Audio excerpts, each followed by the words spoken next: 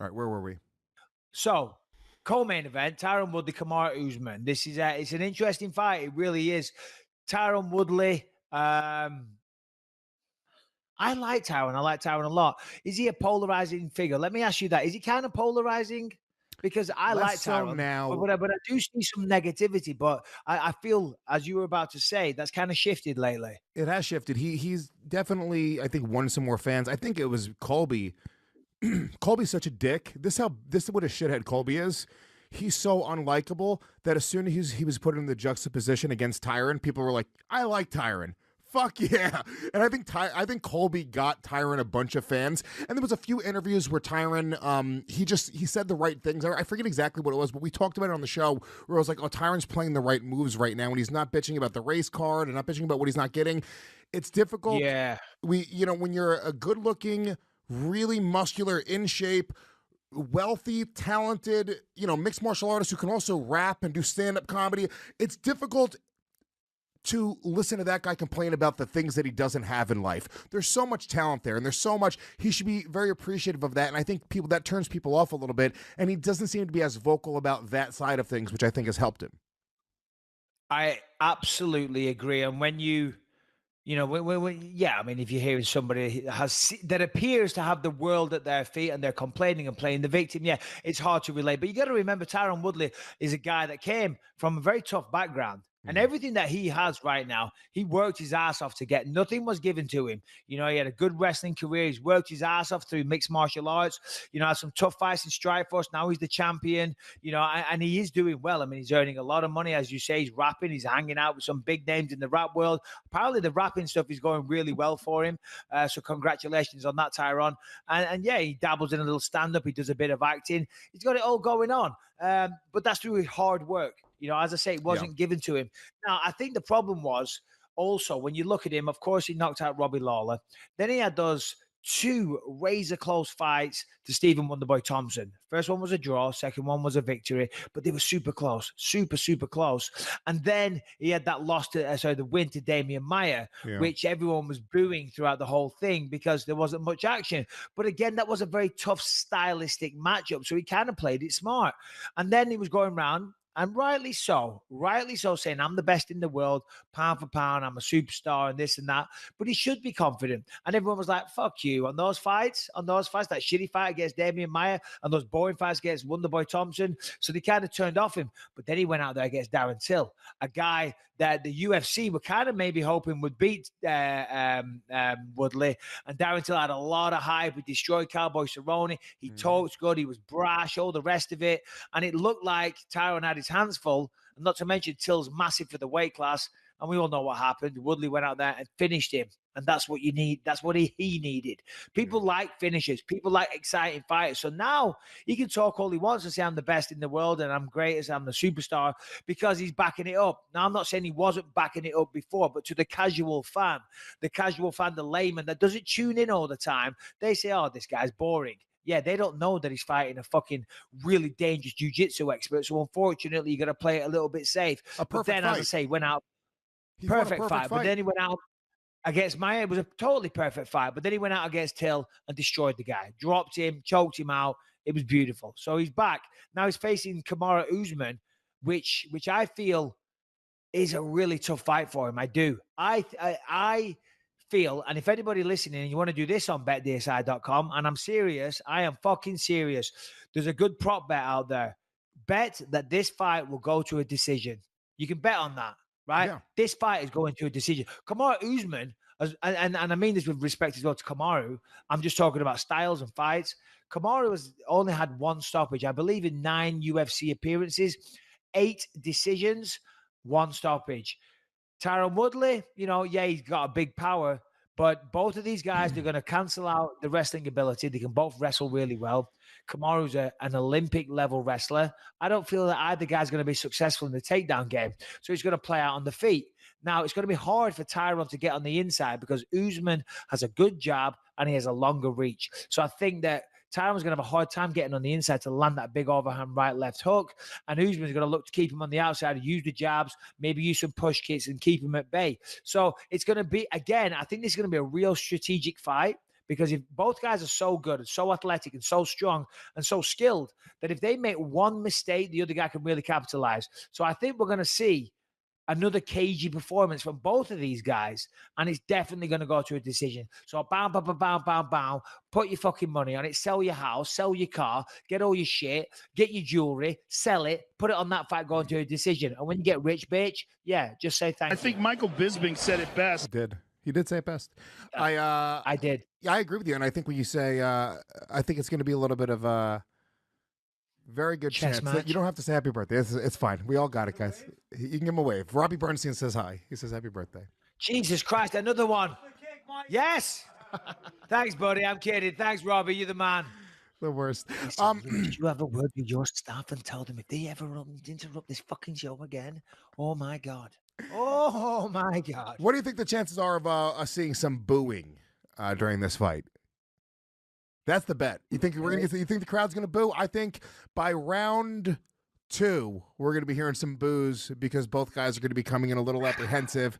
It's not gonna be the fireworks that everyone wants to see. This is a difficult discussion to discuss because this is gonna be one of those headlines that gets put out there. Bisping and Gomez say on the Believe You Me podcast that this fight is guaranteed to get boos, right? That's going to make it back to the UFC headquarters. They're like, what are you doing? You're shitting on our product before it's even happened. Listen, here's the thing. A lot of fight fans, they're impatient these days. They really are. I mean, I've been there in some arenas and I've heard booing. And I think, well, what are these guys booing at? You know, it's a good fight. It's a tactical fight. You know, a lot of people want to see two guys just stand there in the middle of the octagon and throw down like maniacs, which is awesome. That's great. You know, like Diego Sanchez, always value for money in that regard. But it's not the smartest thing. Also, really where's the guys that are throwing down like maniacs that are long-term rich UFC champions? Where's that guy? He doesn't exist. The guy who just throws caution to the wind and fucking says fuck it every time. That guy ends up retiring early because he keeps on getting knocked out. He never wins a title. And now he's walking into walls and slurring his words. Harrington, who? Well, Max Holloway and a guy you're literally talking to right now. You? No, Bisping. Oh, Bisping? Yeah. Is Bisping a throw caution to the wind? I don't give a fuck. Yeah, he's a fucking... Stop kissing his ass. He's kind of a badass. That's all I'm saying. No, Bisping fought tactical fucking fights, though. He wasn't fucking... Hey. Oh, boy. Now you're going to get me in trouble? Because you're kissing his ass, you're going to get me in trouble. Harrington is the voice of reason. Correct me if I'm wrong, but every time we need to fact check something or we need something right, we go to Harrington. And Harrington comes in with his best radio voice and he says, yeah, so according to MMA Junkie, right? That's what we do throughout the show all the time.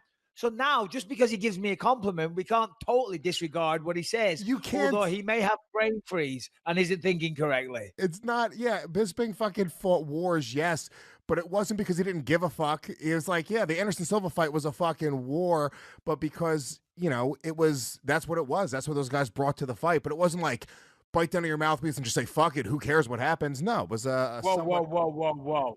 You should see my early fights, Lewis. God damn you. Listen, just let me have some credit, bro.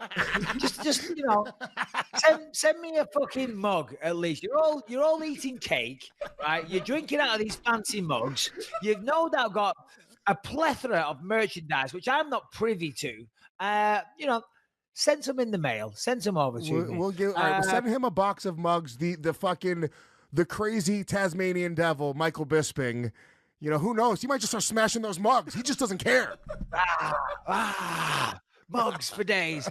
All right, we'll go down the card a little bit, but before we do, John Jones, Anthony Smith. Oh wait, I'm sorry. That was main event. We still have Yeah. We got plenty. But main event, John Jones, Anthony Smith. Give your prediction. I'm gonna say that John Jones stops Anthony Smith via strikes in the second round to a very disappointed Luis J. Gomez, if I'm giving my honest opinion. I feel the exact same way. You know, I'm rooting for Anthony, and I'm not saying that it can't happen. And if he sees the headline or something, Bisping says this, watch this thing. Smith. And I think he'll agree. You know, he is an underdog, and there's a reason why he's the underdog. That doesn't mean that he can't still win the fight. But I do see the first round, Jones probably keeping him on the outside, breaking him down a little bit. And then in the second round, Jones will probably get a really good takedown, nice clean double leg, and then unleash some real nasty elbows. Smith, as tough as he is, he's not really a standout wrestler. And even though he has a black belt, he's not really a really heavily skilled jiu-jitsu guy on the floor either. Yes, of course, he can choke people out and he knows the arsenal of submissions, but I don't think he's going to submit John Jones. So, I think Jones breaks it down in the first round. Second round probably gets a finish. And I say that with respect, and I hope Smith can prove me wrong. Woodley versus Usman. Go on, how you see that one? Yeah, I agree with you. 5-round decision. I think that Woodley clearly takes a decision. 4 rounds to 1, and even that 1 round, very, very close. Really up for debate. Yeah. Again, I agree. I think every round's going to be super close. I do feel like it's going to go to a decision simply because both guys are so good and they've got to be careful. I think Woodley's experience in big title fights, I think is going to be a benefit for him. I think that Woodley now is really comfortable in himself as the champion. He's got so much going on. Yes, he has distractions, but he's very good at handling all that, balancing all these different distractions that he has. And I feel that he's grown into, a legit champion. And he's very good. He has a good team. And not to mention, he's training with Ben Askren. Ben Askren is making his UFC debut. We'll get into that as well. There's no better thing when you're training for a fight as having a teammate that's on the same card, because you can go through the entire camp together. You can get emotional support. Look, when Ken Grove used to come to my house and we do training camps, he'd have a fight coming up in Bellator. I'd have a fight coming up in the UFC. And for me, it just rates throughout training camp. Can you hear me okay? I know I'm pixelating a bit here. Yeah, you pixelate a little bit. I can hear you, though. It just digitized for a second. You're okay. Yeah. So, like, just little things like when I used to drive to the gym, for training, it'd be 40 minutes there with traffic, 40 minutes back. You do that twice a day, and it's depressing getting in the car by yourself and driving down.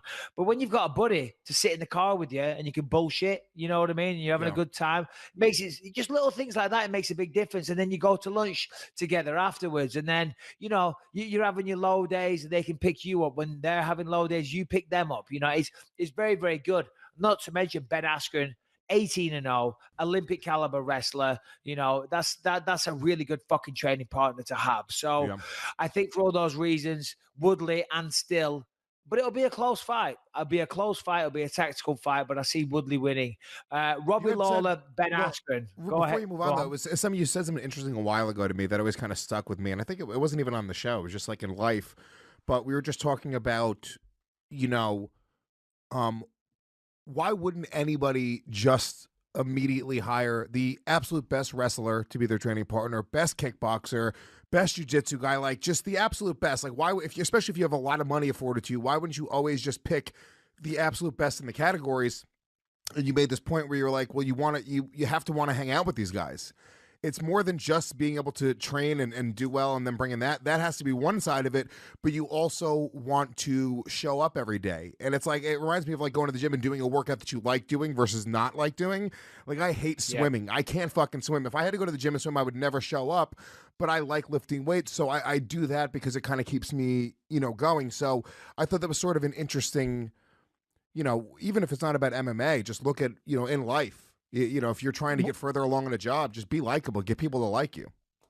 100%. And I think that goes for everything. I mean, I'm trying to, make my mark in the movie and acting world. It's all relationships. It really is. You've got to establish relationships. You've got to be somebody that people want to work with. Yes, you've got to be talented. You've got to have the right look. You've got to be able to pull off the role. But you're also going to spend perhaps 2 months together in some remote location. And if you're a total fucking dickwad, they're going to be like, I'm not taking this guy. He's a fucking prick. I don't like being around this guy. And the same thing in MMA with coaches, with training partners. Like I've trained with some coaches over the years and they had great technical insight, but they were just dicks. And I don't want to fly off to the other side of the world, sit on a plane with them, then have to go to a hotel. Now, maybe they have their own room. Sometimes you have to share a room with them, but then you've got to train with them and you've got to sit down for lunch and breakfast and dinner with these fucking guys. And you're like, yeah, he's a good coach, but he's a tool.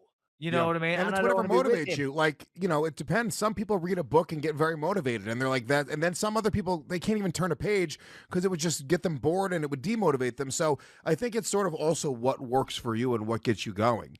Yeah. Some guys might just get really, if I'm around somebody I don't like and their energy, I will shut down. I will not be able to perform at my best no matter what the task that I'm trying to do. Period. Never let the actions of others control your emotions, Lewis. You have to get to a point where other people's insignificant actions don't affect your intelligence, You don't want to seem like a fool. But